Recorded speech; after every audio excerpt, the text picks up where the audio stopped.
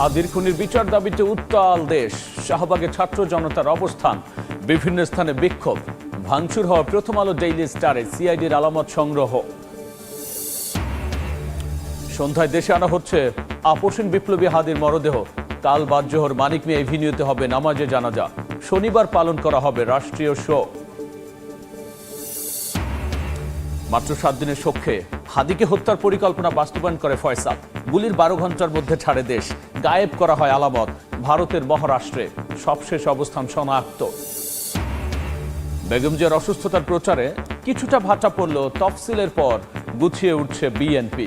ঘাটতি দেখছেন না নেতারা। তারেক রহমান ফিরলে দলীয় কর্মকাণ্ড আরও চাঙ্গা হওয়ার আশা। এবং অতীত ঘাটাঘাটি না করে দেশ গঠন ঐক্যবদ্ধ হওয়ার আহ্বান জামাত আমিরের। বন্ধুত্বপূর্ণ সম্পর্কের জন্য ভারতকে ফেরত দিতে হবে সাজাপ্রাপ্ত আসামিদের।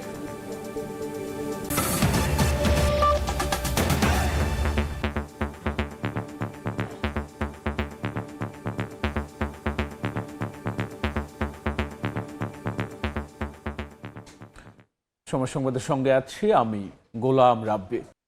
ইনকিলাব মঞ্চের মুখপাত্র শরীফ ওসমান হাদিকে হত্যার প্রতিবাদে উত্তাল সারা দেশ। সকাল থেকে শাহবাগে অবস্থান নিয়ে বিক্ষোভ করেন আন্দোলনকারীরা। হাদি হত্যাকাণ্ডে জড়িতদের আইনের আওতায় আনার দাবিতে স্লোগান দেন তারা। একই সঙ্গে জুলাই যোদ্ধাদের নিরাপত্তা নিশ্চিত করারও দাবি তুলেছেন আন্দোলনকারীরা। বিক্ষুব্ধরা জানিয়েছেন বাদ জুমা শাহবাগে সমাবেশ হবে। এর আগে গতকাল রাতে ওসমান হাদির মৃত্যুর খবর জানার পর বিক্ষোভ ছড়িয়ে পড়ে সারা দেশে।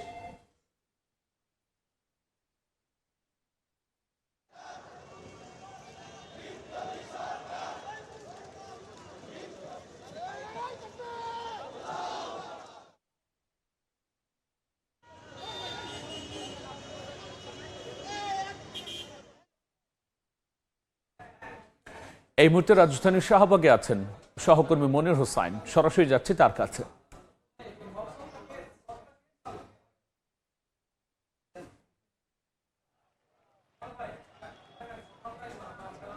ইনকিলাব মঞ্চের মুখপাত্র শরীফ ওসমান হাদি হত্যার ঘটনায় বিচারের দাবিতে উত্তাল শাহবাগ। স্লোগানে যে ছাত্র জনতা শাহবাগে গত রাত থেকে অবস্থান করছে, তারা বিভিন্ন স্লোগান দিচ্ছে এবং আমরা দেখেছি যে সকাল থেকে যে উপস্থিতি ছিল, বেলা বাড়ার সঙ্গে সঙ্গে শাহবাগে উপস্থিতিও বেড়েছে এবং এখানে যে জোরালো স্লোগান, সেই স্লোগান দেয়া হচ্ছে। তারা বলছেন যে শরীফ ওসমান হাদির যেই হত্যাকাণ্ড, সেই হত্যাকাণ্ডের সুষ্ঠু বিচার এবং তার হত্যাকাণ্ডে জড়িত যে মূল আসামি ভারতে পালিয়ে গেছে, তাকে অনতিবিলম্বে দেশে ফিরিয়ে এনে বিচারের মুখোমুখি করতে হবে। আমরা জানি যে গতকাল সন্ধ্যা রাত 9:45 সিঙ্গাপুর থেকে খবর আসে শরীফ ওসমান হাদির মৃত্যুর। তারপর থেকেই আসলে ক্ষোভে ফুঁসে উঠেছে বিভিন্ন ছাত্র জনতায় সহ পুরো দেশ। আমরা দেখেছি বিভিন্ন ছাত্র সংগঠন থেকে শুরু করে রাজনৈতিক সংগঠনগুলোও তাদের যেই বিক্ষোভ সেটি প্রকাশ করেছে এবং তাদের যেই ক্ষোভ সেটি প্রকাশ করেছে এবং শাহবাগেও তারপর থেকেই অবস্থান কর্মসূচি পালন করছে বিক্ষুব্ধ ছাত্র জনতা।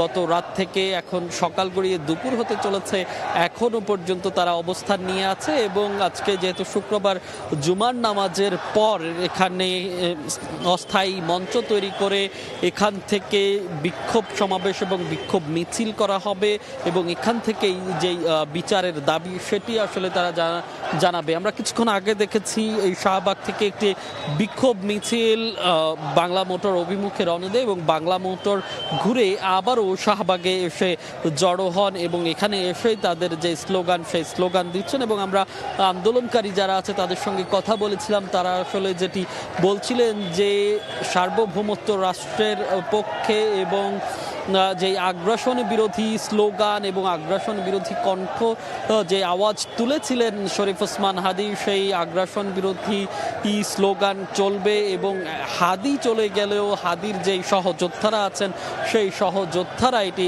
চালিয়ে যাবেন এবং তাদের যেই বিক্ষোভ, তাদের যে কর্মসূচি সেগুলো চালিয়ে যাবেন এবং সেই সঙ্গে তারা বলছিলেন যে বিচার নিশ্চিত হওয়ার আগ পর্যন্ত তারা এখানে থাকবেন এবং এখান থেকে তারা বিচার নিশ্চিত করে তারপরেই যাবেন এবং সেই সঙ্গে তারা বলছিলেন যে এই যে আইন শৃঙ্খলা পরিস্থিতির অবনতি এবং জুলাই যোদ্ধাদের নিরাপত্তা নিশ্চিত করতে সরকারের যে ব্যর্থতা, সেই ব্যর্থতা সরকারকে নিতে হবে এবং সেই ব্যর্থতা দাবি করে অনেকেই এখানকার কেউ কেউ বলছেন যে অন্তর্বর্তী সরকার পদত্যাগ করে এবং তারা স্লোগানের মাধ্যমে দাবি জানাচ্ছেন যে বিপ্লবী সরকার তারা না হয় গঠন করবেন এবং যেই উপদেষ্টারা এখন দায়িত্বে আছেন তাদেরকে অনতিবিলম্বে এই যে হাদি হত্যাকাণ্ড হয়েছে সেই হত্যাকাণ্ডে দ্রুত পদক্ষেপ নেয়ার দাবি জানাচ্ছেন এবং সেই সঙ্গে আমরা দেখেছি গতকাল রাত থেকে বিভিন্ন রাজনৈতিক দলগুলো কিন্তু তাদের যেই শোক প্রকাশ করেছে সেই সঙ্গে তাদের যেই ক্ষোভ সেটিও প্রকাশ করেছে।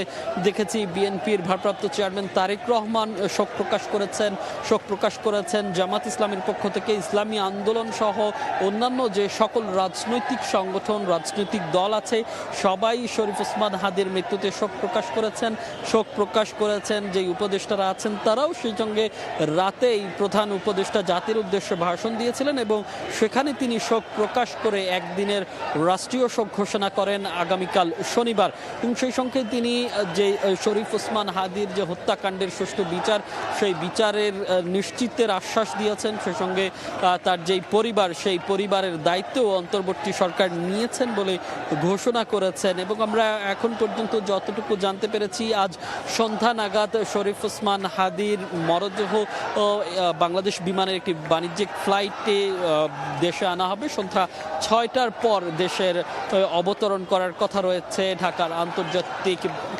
হযরত শাহজালাল বিমানবন্দরে এবং তারপরে শনিবার দুপুরের পর অর্থাৎ জোহরের নামাজের পর মানিক মিয়া এভিনিউতে জানাজা অনুষ্ঠিত হওয়ার কথা রয়েছে এবং সেটি এখন পর্যন্ত আমরা জানতে পেরেছি এবং অন্যদিকে এই যে একটি শোক বিরাজ করছে সারা দেশে শোকের পাশাপাশি বিক্ষোভ এবং ক্ষোভে ফুঁসে উঠছে সাধারণ মানুষ থেকে শুরু করে সব শ্রেণী পেশার মানুষ বিশেষ করে যে জুলাই যোদ্ধারা আছে ওসমান হাদির সঙ্গে যারা কাঁধে কাঁধ মিলিয়ে জুলাই আগস্ট যে গণ অভ্যুত্থান সেই অভ্যুত্থানে লড়েছেন সেই যোদ্ধারা এবং তারা বলছেন যে ওসমান হাদির নিরাপত্তা দিতে যেখানে সরকার ব্যর্থ হয়েছে সেখানে অন্যান্য যে জুলাই যোদ্ধারা আছে তাদেরও নিরাপত্তার শঙ্কা রয়েছে। সেক্ষেত্রে এখন আসলে যারা মাঠে আছে কিংবা কাজ করছে তাদেরও নিরাপত্তা নিশ্চিতের দাবি জানাচ্ছেন তারা। সেই সঙ্গে তারা বলছেন যে এই যে আইন শৃঙ্খলা বাহিনীর অবনতি সেই আইন শৃঙ্খলা বাহিনীর এই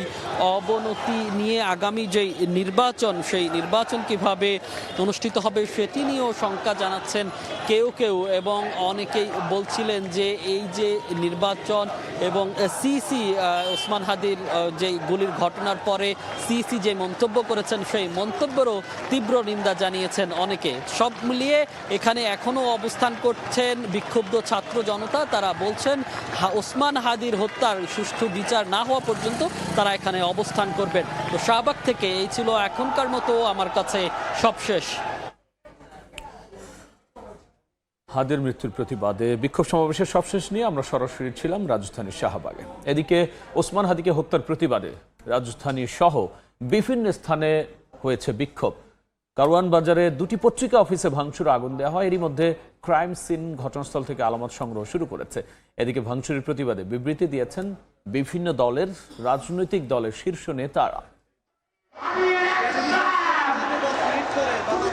বৃহস্পতিবার রাত 9টার পরে ইনকিলাব মঞ্চের মুখপাত্র শরীফ ওসমান হাদির মৃত্যুর খবর আসার পর থেকেই শোকে স্তব্ধ পুরো দেশ। রাজধানী সহ বিভিন্ন স্থানে বিক্ষোভ মিছিল বের করে বিভিন্ন সংগঠনের নেতাকর্মীরা। রাজধানীর কারওয়ান বাজারে দৈনিক প্রথম আলোর পত্রিকা অফিসে ভাঙচুর অগ্নিসংযোগ করা হয়। প্রথম আলোর পর দ্য ডেইলি স্টারেও অগ্নিসংযোগ করা হয়। পরিস্থিতি নিয়ন্ত্রণে ঘটনাস্থলে পৌঁছায় সেনাবাহিনী। রাতভর চেষ্টার পর আগুন নিয়ন্ত্রণে আনে ফায়ার সার্ভিস। এছাড়াও ধানমন্ডি 32-এ ভাঙচুর ও সাংস্কৃতিক প্রতিষ্ঠান ছায়ানটেও অগ্নিসংযোগ করা হয়। প্রতিবাদের নামে ভাঙচুর ও অগ্নিসংযোগের প্রতিবাদ জানিয়েছেন বিভিন্ন রাজনৈতিক দলের শীর্ষ নেতারা। গণমাধ্যমের নিরাপত্তা নিশ্চিতের আহ্বান জানিয়েছেন জাতীয় নাগরিক পার্টির আহ্বায়ক নাহিদ ইসলাম। অস্থিতিশীলতা ঠেকাতে সবাইকে ঐক্যবদ্ধ থাকার আহ্বান জানান বিএনপির ভারপ্রাপ্ত চেয়ারম্যান তারেক রহমান। এদিকে সবাইকে ধৈর্য ধরার আহ্বান জানিয়েছেন জামাত ইসলামের সেক্রেটারি জেনারেল মিয়া গোলাম পরওয়ার। সকালেও শাহবাগ সহ বিভিন্ন স্থানে বিক্ষোভ হয়েছে। পরিস্থিতি নিয়ন্ত্রণে তৎপর আইন শৃঙ্খলা বাহিনী। শাবাব ওয়াসি, সময় সংবাদ, ঢাকা। সন্ধ্যায় দেশে আনা হচ্ছে ওসমান হাদির মরদেহ। বাংলাদেশ বিমানের একটি বাণিজ্যিক ফ্লাইটে বিকেল ৩টা ৫০ তাকে বহনকারী বিমানটি ঢাকার উদ্দেশ্যে রওনা দেওয়ার কথা রয়েছে। সন্ধ্যা ৬টা ৫ দিকে শাহজালাল আন্তর্জাতিক বিমানবন্দরে এসে পৌঁছাতে পারে হাদিকে বহনকারী বিমানটি। তবে সিঙ্গাপুরের দ্য অ্যাঙ্গুলিয়া মসজিদে সকাল 10টায় তার জানাজা অনুষ্ঠিত হওয়ার কথা থাকলেও অনুমতি না মেলায় সম্ভব হয়নি। ওসমান হাদির মরদেহ দেশে আনার পর শনিবার বাদজোহর মানিক মিয়া এভিনিউতে অনুষ্ঠিত হবে তার জানাজা। একই সঙ্গে দেশের সব মসজিদে ওসমান হাদির মাগফিরাত কামনায় দেশবাসীকে দোয়ার আহ্বান জানিয়েছে ইনকিলাব মঞ্চ। ওসমান হাদির মৃত্যুতে শোকের ছায়া নেমে এসেছে তার গ্রামের বাড়ি ঝালকাঠির নলছিটিতে। এই মুহূর্তে সেখানে আছেন সহকর্মী অপূর্ব অপু, আমরা সরাসরি যাচ্ছি তার কাছে। আমি যেখানটাতে আছি এখানে শোকের মাতুম চলছে। কেউ গুমড়ে গুমড়ে চোখ থেকে পানি ঝরাচ্ছে, কেউ হাউমাউ করে কাঁদছে। আমি আছি নিহত ওসমান হাদির গ্রামের বাড়ি ঝালকাঠি জেলার নলছিটি উপজেলার পৌর শহরের মধ্যে। এই ছবি যেটা দেখতে পাচ্ছেন এটি হচ্ছে তার গ্রামের বাড়ি।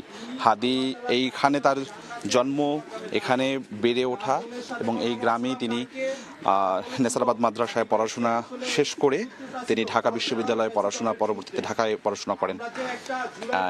এই মুহূর্তে বাড়িতে মূলত তার বোন রয়েছে, তার বোনের ভগ্নিপতি রয়েছে, এর বাইরে এখানে কেউ নেই। আমি সকাল থেকে এখানে রয়েছে, এখানে দেখতে পাচ্ছি যে বিভিন্ন শ্রেণী পেশার মানুষ আসছে, বিভিন্ন রাজনৈতিক দল, বিভিন্ন পেশাজীবী সংগঠন, বিভিন্ন শ্রেণী পেশা ছাপোষা মানুষ তার এই বাড়িতে আসছেন। আসলে দাঁড়ানোর মতন জায়গা নেই, এই টিন শেড ঘরেই হাদির বেড়ে ওঠা। সবাই আসছে এখানে তাকে নিয়ে স্মৃতিচারণ করছে, কেউ আবেগ আপ্লুত হচ্ছে, কেউ বিচারের দাবি করছে। চিৎকার করে এখানে তারা বলছেন যে তারা নিহত হাদির আত্মার মাগফিরাত কামনা করে তারা বলছেন যে আর যাতে কোনো হাদির এই দেশে মৃত্যু না হয় তার জন্য দৃষ্টান্তমূলক তারা বিচার দাবি করছেন। সেই সাথে অপেক্ষা করছেন শেষবারের মতো একবার দেখবে এই গ্রামবাসী তাদের প্রিয় হাদিকে। আমার কাছে দুপুর পর্যন্ত নিহত হাদির গ্রামের বাড়ি থেকে সবশেষ এতটুকুই খবর ছিল। আমরা সরাসরি ছিলাম ঝালকাঠি। বেগম খালেদা জিয়ার শারীরিক জটিলতায় নির্বাচনী প্রচারণায় কিছুটা ভাটা পড়লেও তফসিলের পর আবারও গুছিয়ে উঠছে বিএনপি। নেতারা বলছেন তারেক রহমান ফিরলে তার নেতৃত্বেই ঐক্যবদ্ধ হয়ে নির্বাচনী লড়াইয়ে যাবে বিএনপি। হাসান ওয়ালির রিপোর্ট। আগামী জাতীয় সংসদ নির্বাচনকে সামনে রেখে মাঠে ঘাটে চষে বেরিয়েছেন। দলীয় প্রতীক ধানের শীষের পক্ষে ভোট টানতে মানুষের দুয়ারেও ছুটে গেছেন কর্মীরা। মাঝে খানিক সময়ের জন্য হঠাৎই ছন্দপতন। দলীয় প্রধান বেগম খালেদা জিয়ার শারীরিক অসুস্থতায় ভাটা পড়ে সেই সব কর্মসূচিতে। প্রতিদ্বন্দ্বিতাপূর্ণ নির্বাচনের আভাসে তফসিলের আগে সম্ভাব্য প্রার্থী তালিকা ঘোষণা করে বেশিরভাগ দল। 2 দফায় 273টি আসনে প্রার্থী চূড়ান্ত করেছে বিএনপি। এরই মধ্যে ভারপ্রাপ্ত চেয়ারম্যান তারেক রহমানের দেশে ফেরার সংবাদে খুশির জোয়ার বইছে বিএনপি নেতাকর্মীদের মাঝে।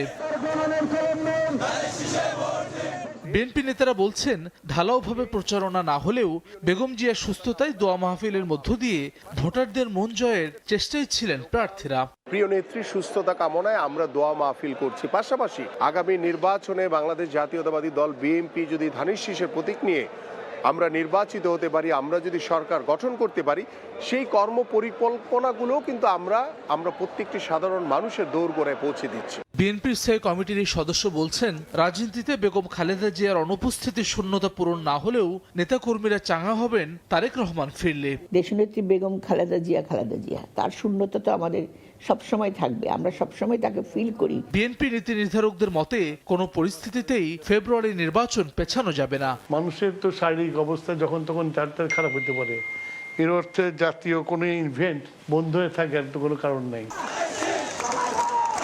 হাসান ওয়ালি, সময় সংবাদ, ঢাকা। অতীত নিয়ে ঘাটাঘাটি না করে ভবিষ্যতের দিকে এগিয়ে যাওয়ার আহ্বান জানিয়েছেন জামায়াতের আমির ডাক্তার শফিকুর রহমান। লন্ডনে কমনওয়েলথের একটি সেমিনারে যোগ দিয়ে তিনি এই বক্তব্য দেন।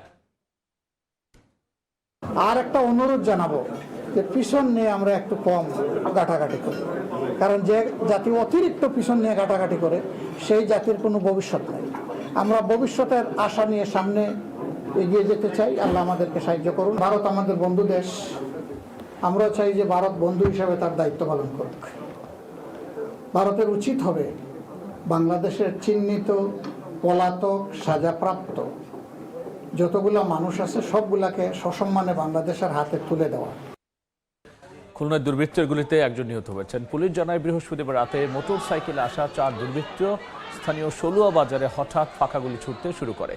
2 অস্ত্রধারী চায়ের দোকানে ঢুকে বাজার কমিটির সাধারণ সম্পাদক এমদাদুল হক মিলনের মাথায় গুলি করলে ঘটনাস্থলে তার মৃত্যু হয়। এ সময় পশু চিকিৎসক দেবাশিস বিশ্বাসের মাথায়ও গুলি করা হয়। স্বস্তি ফিরতে শুরু করেছে রাজধানী সবজির বাজারে। সপ্তাহ ব্যবধানে কেজিতে 20 টাকা পর্যন্ত কমেছে বেশিরভাগ সবজির দাম। কেজিতে 20 টাকা কমে নতুন দেশি পেঁয়াজ বিক্রি হচ্ছে 90 টাকা কেজিতে। শুক্রবার ছুটির দিন রাজধানীর কারওয়ান বাজার ঘুরে দেখা গেছে সপ্তাহ ব্যবধানে 10 থেকে 20 টাকা কমে অধিকাংশ সবজির দাম নেমেছে 50 থেকে 60 টাকার ঘরে।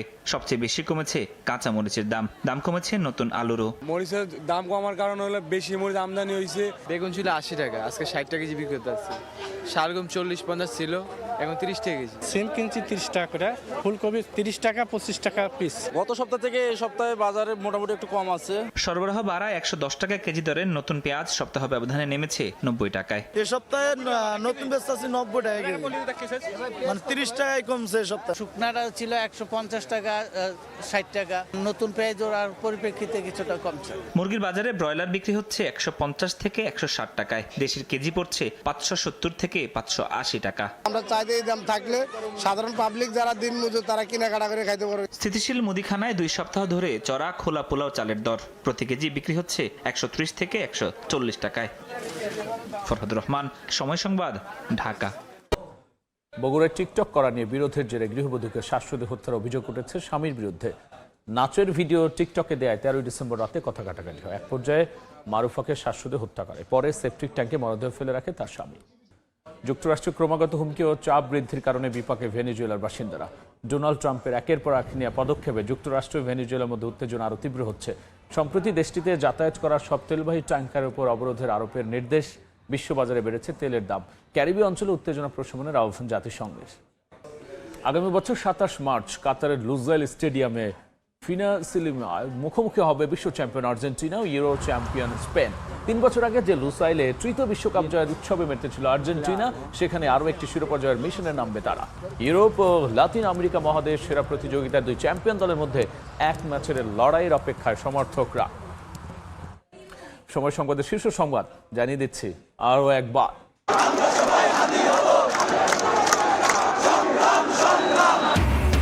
হাদির খুনির বিচার দাবিতে উত্তাল দেশ। শাহবাগে ছাত্র জনতার অবস্থান, বিভিন্ন স্থানে বিক্ষোভ, ভাঙচুর হওয়া প্রথম আলো ডেইলি স্টারে সিআইডির আলামত সংগ্রহ।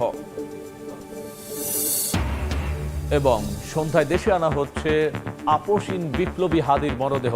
কাল বাদ জোহর মানিক মিয়া এভিনিউতে হবে নামাজে জানাজা। শনিবার পালন করা হবে রাষ্ট্রীয় শোক।